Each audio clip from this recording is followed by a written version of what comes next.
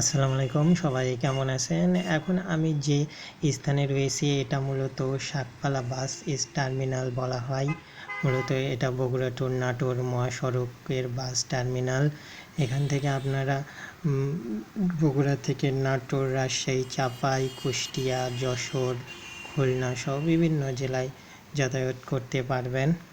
তো এখান থেকে মূলত বিআরটিসি বাস সার্ভিস পাবেন, যেটা মূলত আপনাকে খুলনা, চাপাই, রাজশাহী অংশে আপনাকে নিয়ে যাবে এবং স্বাচ্ছন্দ্য ভ্রমণের জন্য আপনারা মূলত বিআরটিসি বাসকেই বেছে নেবেন। তাছাড়া অন্যান্য কিছু পরিবহন রয়েছে, যেমন রাজশাহী চাপাইয়ের ক্ষেত্রে জেকে, আতাউল্লাহ, আগমনী একটু ভালো সার্ভিস প্রদান করে।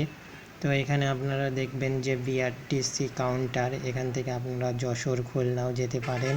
তো সবাইকে অসংখ্য ধন্যবাদ। Thanks everyone.